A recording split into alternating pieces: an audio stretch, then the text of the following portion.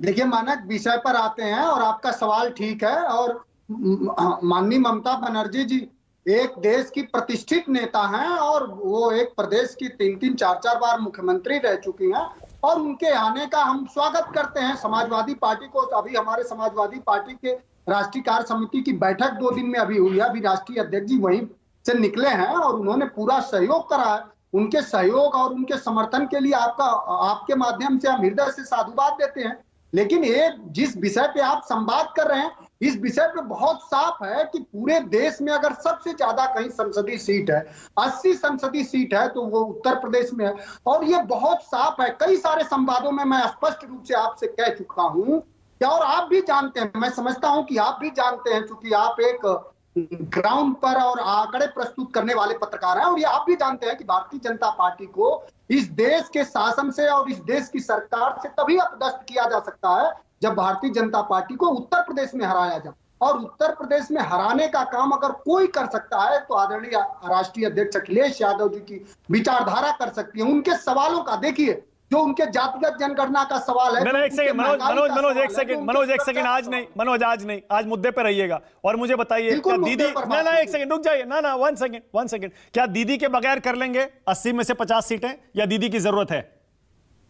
देखिए, हम आपने कहा अखिलेश यादव, मैंने आपसे स्पष्ट कहा, स्पष्ट सुनिए, आप समझ दीजिए। हाँ। देखिए, हमारे नेता ने हमेशा एक बात कही है कि जो संवैधानिक समता का भाव है, उस विचारधारा को जितने सारे लोग मानने वाले हैं, जो ये मानने वाले लोग हैं कि इस देश में जो दमित और पिछड़ा तबका है। नहीं एक सेकंड मनोज एक सेकंड, नहीं जलेबी नहीं मनोज, आज जलेबी नहीं, ना मनोज, आज जलेबी नहीं बनेगी शो पर। मुझे बताइए, उत्तर प्रदेश में ममता बनर्जी का कितना जनाधार है, बताइए।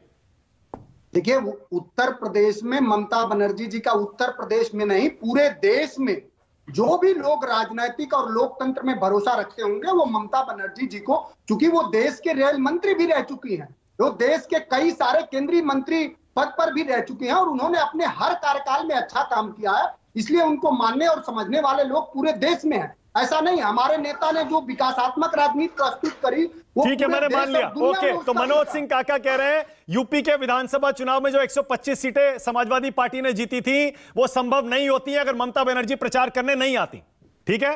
अरे मैं तो सब बात कह रहा हूं, मैं तो ये कह रहा हूं कि मानक जैसे सुधी पत्रकार जो कम से कम सरकार से सवाल करे, अगर ये ऐसे पत्रकारों का भी सहयोग, अरे रोज सरकार से रोज सवाल होता है मनोज, आज लेकिन सवाल ये, मनोज एक सेकंड देखिए ना, देखिए हम लोग ऐसा हम देखिए, सुनिए, नहीं मनोज एक सेकंड, आप देखिए, आप बहुत मंझे हुए प्रवक्ता हैं और आप फ्रंट फुट पर खेलते हैं अक्सर डिबेट शो में।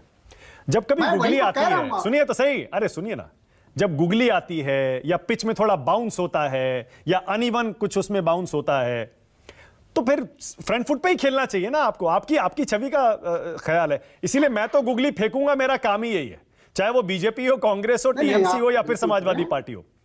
इसीलिए मैंने कहा, आप अगर टीएमसी का स्वागत कर रहे हैं यूपी में तो उनका जनाधार होगा ना वहां पर। वो तो कह रहे हैं कि सिर्फ टीएमसी और ममता बनर्जी मोदी को हरा सकती हैं। देखिए, जो सवाल आप कर रहे हैं, हमारा और टीएमसी का गठबंधन है। पश्चिम बंगाल के चुनाव में समाजवादी पार्टी ने भी इनको पूरा समर्थन किया, तो जब गठबंधन के साथी हैं उसमें कहीं भी ये नहीं होता कि तो आपको कितनी सीट मिलेगी बंगाल में और यूपी में आप कितनी दे रहे हैं टीएमसी को?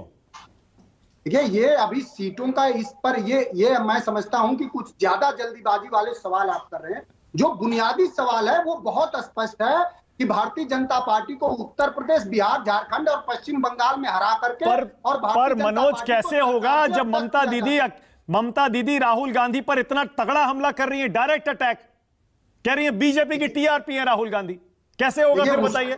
देखिए, उसका जवाब तो मानव भाई ने दिया ही, लेकिन भारतीय जनता पार्टी को यह जवाब दे, जब आप पूरे समग्रता से इस विषय पर बात करेंगे तो अभी जब 2019 में भारतीय जनता पार्टी प्रचंड बहुमत से आई तो भी भारतीय जनता पार्टी को जो टोटल टर्नआउट था बस 32% मिला। तो ये तो आप मानेंगे कि अभी भी 68% इस देश में वोट करने वाले लोग भारतीय जनता पार्टी के खिलाफ है। अगर वो एक हो जाए तो भारतीय जनता पार्टी कहां होगी? अरे कहां एक हो रहे हैं, मैं वही तो पूछ रहा हूं आप